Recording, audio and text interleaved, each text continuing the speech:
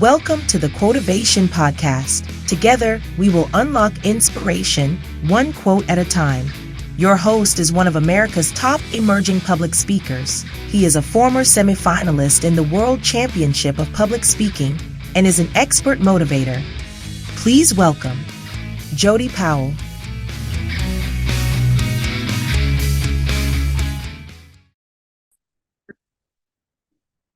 Welcome to another exciting episode of the Quotivation Podcast, where we are unlocking inspiration one quote at a time.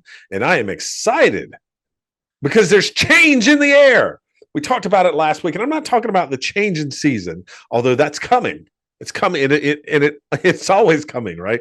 I mean, we're going from, we have 4 seasons. We basically have a 3-month window for every season, at least where I live. I know some of you are like, what are you talking about? It snows here for 7 months of the year. Not here, not in South Carolina. We do actually have 4 seasons here, and they tend to follow the calendar pretty well. And we are starting to see a little bit of sign of changing of the seasons now. And that's great, but that's not what I'm talking about in terms of being excited for change. What I am excited about for change is changes that we talked about to the Quotivation Podcast that we're doing. And this week is going to be representative of that. We're shortening the podcast because I believe that an hour was just too long. I've gotten feedback that it's just a little too long. And so we're going to try to bring it in within 30 to 40 minutes tops. And to do that, I've decided to do 2 things. Number one, I've wanted to break out the shot of motivation and our special guest interviews. So every episode will now, moving forward, will not have one or the other, but we will continue to do both. This week, we're going to do an extended shot of motivation because I want to share something with you that happened to me this week. That was a conversation, and it's been something that's been burning at my heart to talk about. So we're going to talk about this week. Next week, we have a wonderful special guest that I am truly excited for you to get to know. You're going to want to tune in next week to hear from our special guest with their quote. The Quotivation Podcast is still going to be all about quotes, and this week's shot of motivation is no different. We're going to talk about a quote and a topic, and I'm excited for that, and I hope you will be too. So a lot of changes going on, which is great. I love change. It's a way to grow, and it's a way to learn, a way to develop. And that's what we're trying to do here is we're trying to grow this podcast and allow it to develop and evolve into what it can be and what it should be. And one way that happens is through support like I get from my good friend Amy Reel, who sponsors our shot of motivation. Well, she's just going to sponsor the show, because we're not going to do the shot of motivation every time, but she always wants to be involved, and I always appreciate Amy being involved. So she's just our sponsor. Amy Reel, the real deal in all things mortgage. Amy's from Fairway Mortgage, and she is the real deal, man. And I tell you, you need to ask her about some of the specials that they have there. They have special programs for veterans. They have a special program called the Cash Guarantee Program that'll make you a cash offer to buy your home if it doesn't sell in a lot of time period. It allows you to take that feeling of contingency out of the equation. Amy is so great at what she does. She evaluates your needs. What do you need in a mortgage product? And then she finds the best program to fit and fulfill the needs that you have. So whether you're looking at an investment property or refinancing, you need to give Amy a call today. Her phone number is 864-310-9337. That's 864-310-9337. You can email Amy at amy.reel, REIHL, at fairwaymc.com. You need to give Amy a call because she truly is the real deal in all things mortgage. When you give her a call, when you reach out to her, when you send her an email, let her know you were quotivated to get that mortgage deal done. And her NMLS number is 486620. As always, Amy, thank you so much. All right. Well, let's get to it. Our extended version of taking a shot of motivation.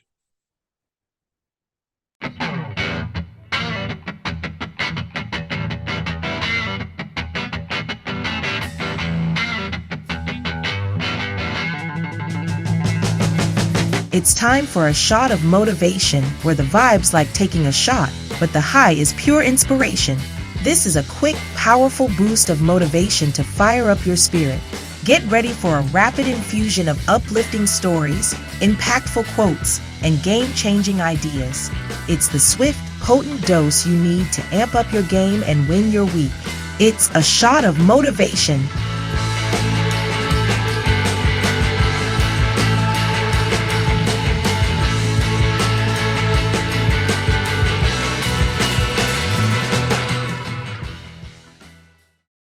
I had the opportunity this week to have a really long and powerful conversation with a friend of mine.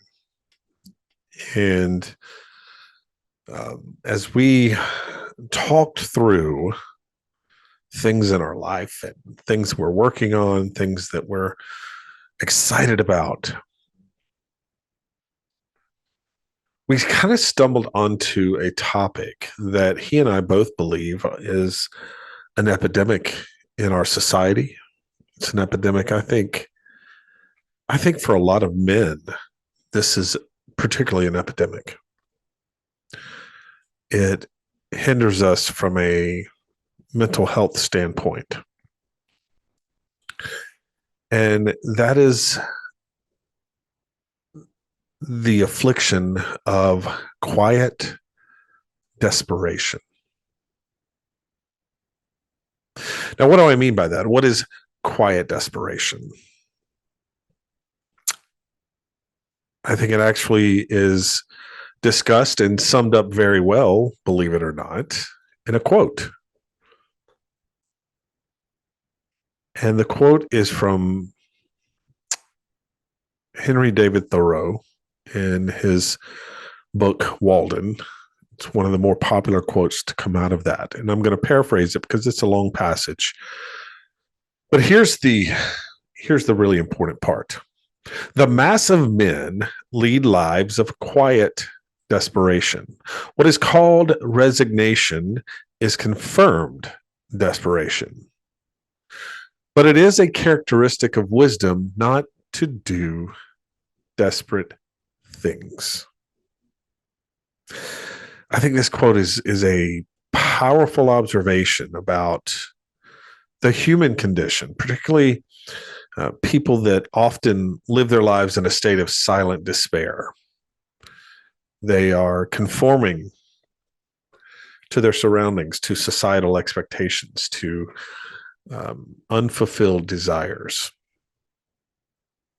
And I want to look at this quote and I want to break it down just a little bit.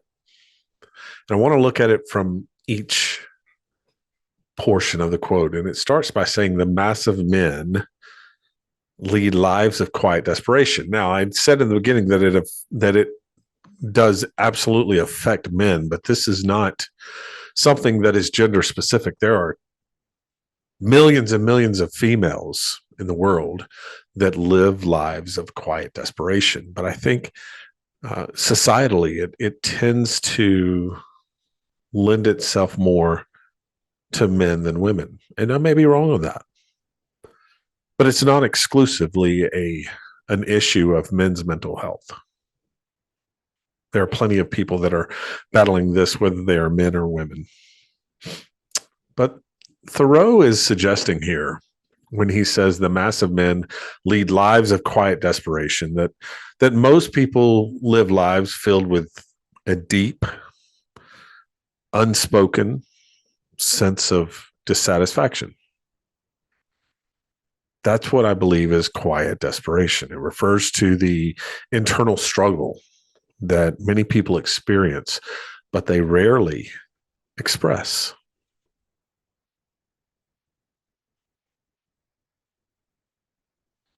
It's the feeling of being trapped in a life that doesn't quite align with a person's true desires, aspirations, passions. People feel like their lives can lack meaning. They lack purpose. They lack fulfillment, but they continue on in silence. A lot of times believing that there's just simply no way out. It is what it is. This is who I am. or at least this is who I've become. And so we go on and we put a smile on our face and we put up all of the fun, pretty little pictures of our perfect little family on social media, showing the world that we are, in fact, okay. When in silence, when in darkness, when we're alone, we are anything but okay. Thoreau goes on to say what is called resignation is confirmed desperation. I think a lot of times we're just kind of resigned to where we are. This is the way my life turned out, and there's nothing I can do about it. So I may as well make the best of it, right?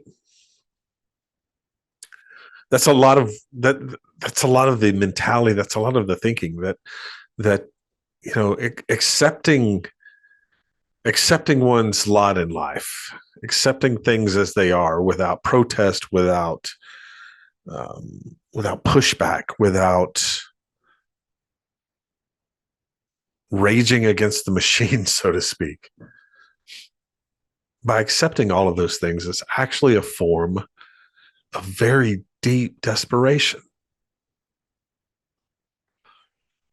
It's that quiet, that subdued despair. It comes from giving up on your dreams, giving up on your desires, or simply going through the motions. Maybe it's even giving up on chasing the dream. A lot of times you'll hear people say that, you know what, not everybody can have the dream. And listen, I get it. And that's true. Depending on what your dream is, it doesn't always come true. But it doesn't mean it shouldn't be chased. It doesn't mean it's not something you should even explore. What are you afraid of? I heard the collective sigh and the maybe a few smacking of the teeth. Not afraid of anything. What's this guy talking about? Afraid. Not afraid. I'm just doing what's practical. I'm doing what I can to provide for my family. Listen, there's nothing wrong in that, except that you're living in quiet, deep desperation because you're not doing what you were created to do.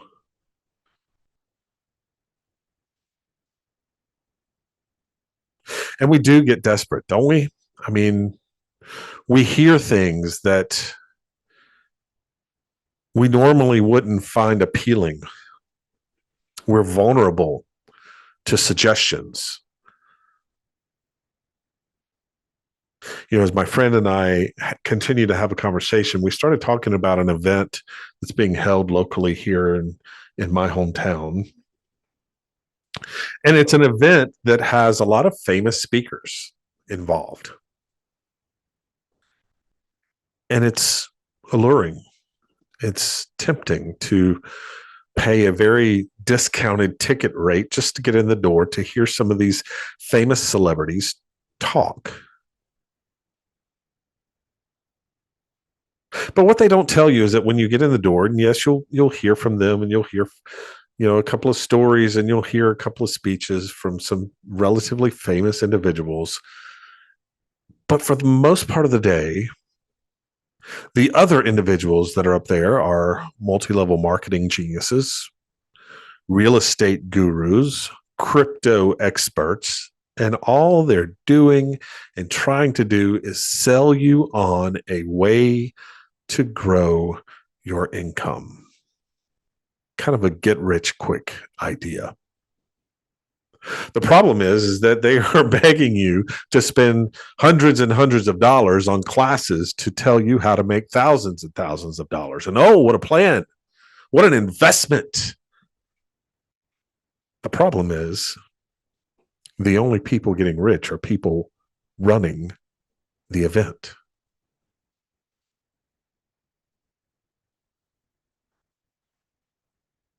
And when we live in quiet desperation and we hear these stories of people making a lot of money working 4 hours a day, 3 days a week, the rest of the time traveling around the world, we start thinking, well, why not me? Why can't I do that? See, the problem is that not everyone was created to do that. We all have a purpose in life. We all have a reason for being here. We all have a passion to pursue.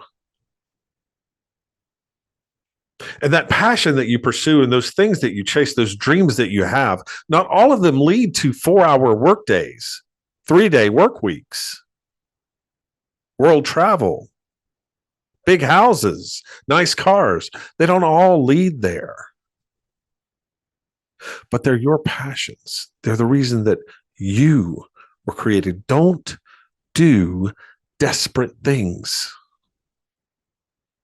The quote here says, but it is a characteristic of wisdom not to do desperate things. Thoreau is suggesting that while many people live in quiet desperation, wisdom lies in not acting out of desperation. Wise people recognize their discontent, but that doesn't it doesn't drive them to irrational or harmful actions, poor decisions, bad investments. If you're able to see where you are in your quiet desperation, then seek to understand and address what is dissatisfying to you.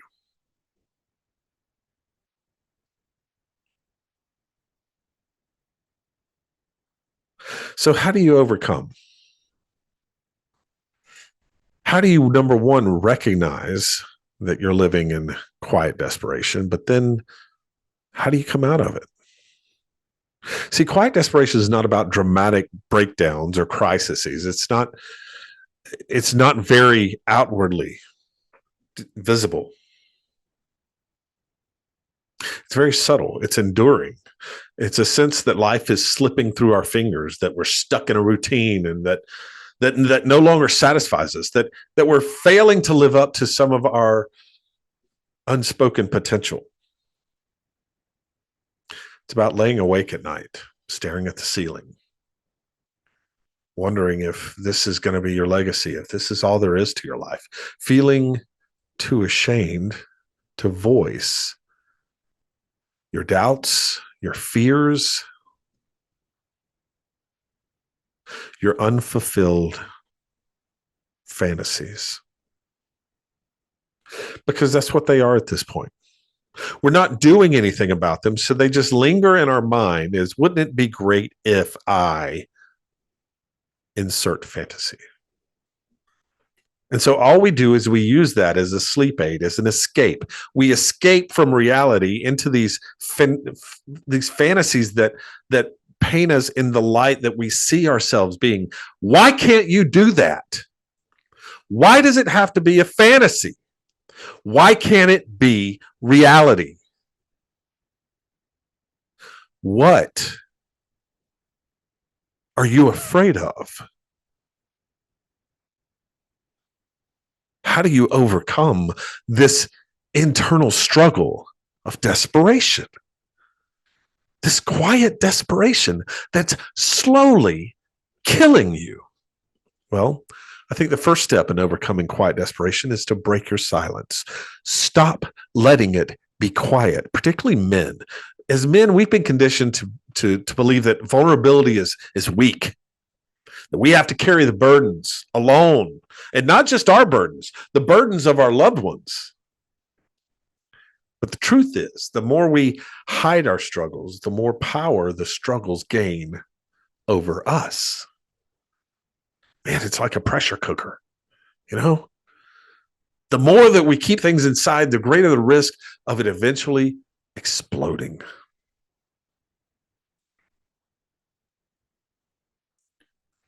Talk to someone. Share your struggles. Share your fears. Man, that's not weak. Listen to me. I am the epitome of wanting to be a manly man. I think I shared before in another shot of motivation that I am an extremely emotional person. I've always tried to hide that. I was always embarrassed by that. The fact that you know, the most touching commercial can make me cry like that. I didn't want that. It's not what men do. But as I've gotten older and I've recognized some of these quiet, desperate moments that I've had, I've come to appreciate the fact that God gave me a tender heart. It's a gift. It's a gift, man. Because I'm able to open up and I'm able to share. I'm able to unburden myself from the weight of this world. I don't always do it. But I've learned that it's always better to do it than not. Open up. Once we've opened up, the next step to overcoming this silent, quiet desperation is to reconnect with our purpose.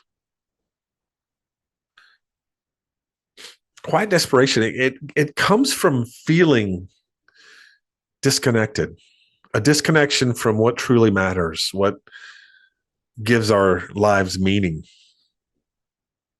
We lose sight of the purpose for which we were created. Life becomes a series of tasks, routines, things to be completed rather than a journey to be enjoyed, to be embraced.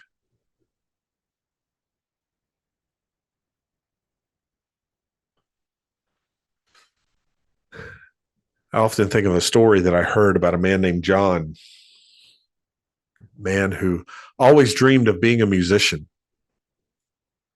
But life choices and life circumstances took him in a different direction. He ended up working in a job that, while it was a stable job, it drained him of his joy. He felt trapped. His passion for music was buried under years of bills, responsibilities, societal expectations. But after a particularly low period in his life, John decided to dust off his old guitar and he started playing it again. And he played and he practiced. And then he joined a local band. Not really for the money or the fame, but just for the sheer love of music. And that simple act of reconnecting John to his passion, it breathed new life into him. It didn't change his day job, but it transformed how he approached life. He no longer just existed. He was living with purpose, full of joy in the small things and those things that had once brought him happiness. You see, chasing your dreams doesn't mean you're going to become a Grammy award-winning musician. That's not the dream. The dream and the passion is the music. It's about the music. And it could be as simple as picking up the guitar and playing for an hour a day, but finding that passion, that reason you were created and doing something with it. That's overcoming the quiet desperation.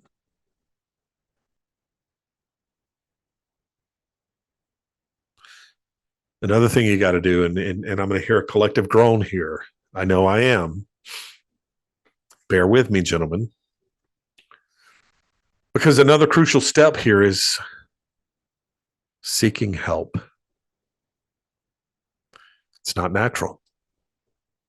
You see, when we feel despair and pressure and burdened, our flight or fight kicks in, and most of us flee. We seek solitude. We separate ourselves from everyone else. We isolate. We get into that dark corner, that quiet cave where no one can see us and no one can hear us, and we don't have to deal with anything. The problem is all of this is internal. So guess what? It goes with you. We can't isolate. Many of us have been raised to believe that asking for help is a sign of weakness. Figure it out. Brush it off, rub some dirt on it. You'll be all right.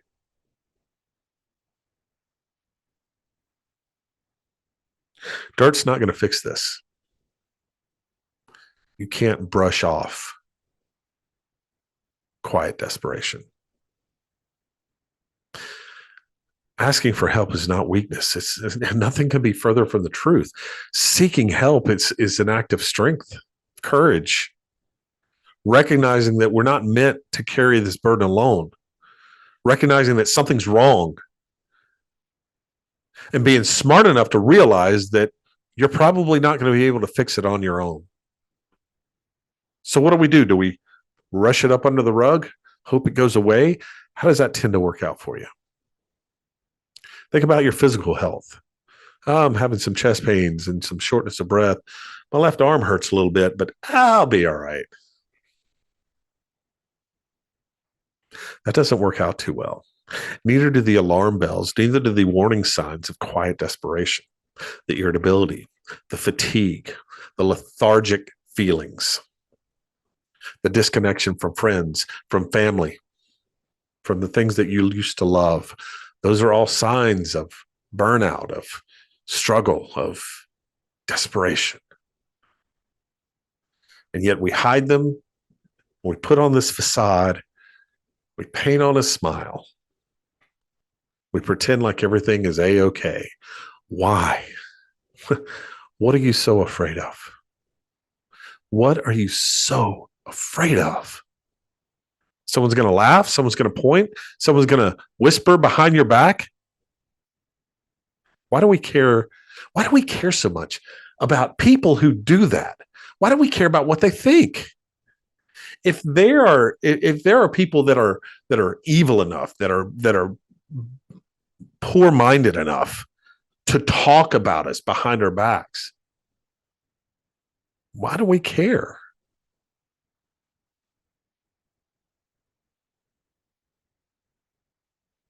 It's fascinating that we would want someone of that ilk to think highly of us.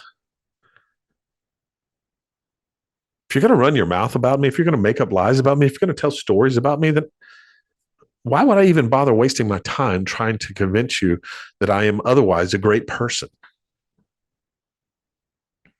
They're not worth our time. People that seek to bring us down, to destroy us, aren't worth the energy of burdening ourselves with them. Seek help. It's an act of strength. It's an act of courage. It's recognizing that we're not meant to carry our burdens alone. We're not strong enough. I don't care how strong you are. It's not healthy. It's not how we were intended to live. Think about the story of Mike. Mike was a successful entrepreneur. From the outside, it seemed like he had it all. But on the inside, he was battling severe depression. He kept it hidden. He was afraid that if he acknowledged it, it would make him less of a leader, less of a success. But when the weight became too much to bear, he reached out to a counselor. And it was in those sessions that Mike learned how to confront his emotions, to understand that his feelings didn't define him. And he began to develop strategies to cope with the pressures that he faced. It didn't mean he stopped doing what he was doing. It didn't mean he closed his business. It didn't mean he just shut down. That's not seeking help. That's not what seeking help is about. Seeking help is understanding the strategies to cope with the pressures that you're facing, to deal with them, not to bury them. And that decision to seek help, it didn't just save his career, it saved his life. Today, Mike is more open about his journey, and he's found that sharing his story has helped others who are struggling with quiet desperation. Now, the final key to overcoming quiet desperation is to let go of those unrealistic expectations. So often, our sense of despair is tied to the pressures we place on ourselves to meet some version of success, some vision that we have of it's not worth doing unless we do this. We compare ourselves to others. Oh, do we compare ourselves to others? to the point of imagining what the perfect man who has it all together, and we come up so short. Why can't I be more like him? He's cool. Look how he dresses. Look how in shape he is. Look how nothing phases him. But here's the thing we don't understand. And I want to shout this from the rooftops because it's probably the most important message you can get out of all of this today. And here it is. 4 words. Life isn't a competition. You're not competing against that person that seems to have it all. You're not competing against that person that's running their mouth behind your back. Your worth isn't determined by what you do, your job title. It's not determined by how much is in your bank account or the car you drive or the house you live in. Your worth is found in the relationships you build, the love you give, the love you receive, and the impact you have on the lives of those around you. That's where your worth is found. Who are you impacting? And how are you impacting them? Are you having a positive impact on your children, on your wife or your husband?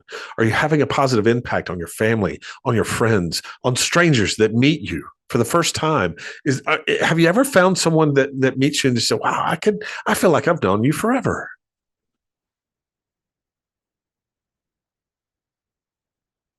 Having a positive impact on those people that are around you, that defines your worth, your value, not what you do, not what you have.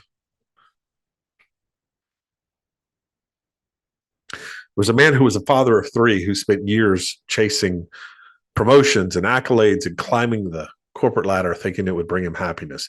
But every achievement felt hollow, and he found himself growing more and more distant from his family. One day, his youngest daughter came to him and asked him, "Dad, why are you never home?" It was that point he realized the cost of his pursuit. He decided to scale back at work, to be more present with his family. It wasn't easy. Wasn't an easy thing to do. People didn't understand. It meant letting go of dreams that he had of being the best in his field. But in doing so, what he found was something far more valuable than climbing that ladder. He found peace, fulfillment, a deeper, more meaningful connection to the ones that he loved. He realized that true success is not about climbing a corporate ladder. It's about building a life of meaning and connection. Quiet desperation is a battle many of us face, but it's a battle we don't have to fight alone. By breaking silence, by reconnecting with our purpose, by seeking help when we need it, letting go of those unrealistic expectations, we move from a place of just simply existing to a life of deeper meaning and fulfillment. Listen.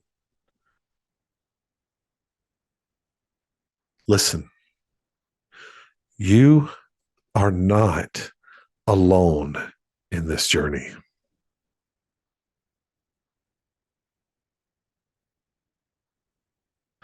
Your life has value. Your struggles do not define you.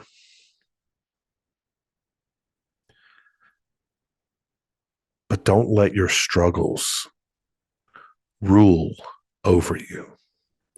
It's never too late to start living life fully. Don't be afraid to reach out. Don't be afraid to speak up. Don't be afraid to take steps to heal yourself.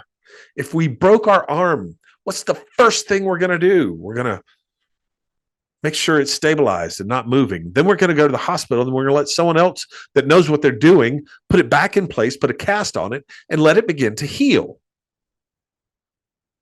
Why do you think your soul and your heart is any different? If your heart's broken, if your soul is hurting, stabilize yourself. And then go find someone who knows what they're doing to fix it, to help you heal. you'll find that even in the midst of quiet desperation, there absolutely is hope. There's purpose. There's the possibility of a life lived with joy and meaning. And that's your shot of motivation for this week. I hope you're able to take something from this and win your week.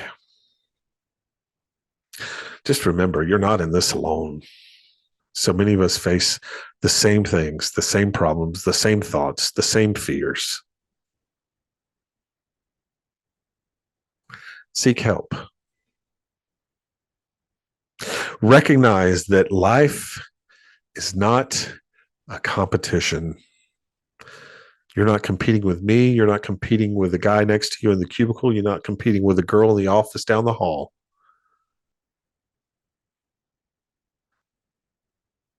Your life is defined by the impact you have on other people. You can't have a positive impact on other people until you begin to think positively about yourself. So this week, as you're going through your week, find the things in your life that you're struggling with. What are you desperate about? What fears do you have? And then vocalize them. No, you don't have to do that with anyone else, not yet. Say them. Say them out loud. I'm scared that I am 50 years old and my life has meant nothing up to this point. It's powerful when you hear it. It's one thing to think it, but it's very powerful to hear it. Because then there is the recognition that we have identified it, we have named it, we have called it out, and now it's time to fix it. You don't have to live in quiet desperation. Bring that into the light.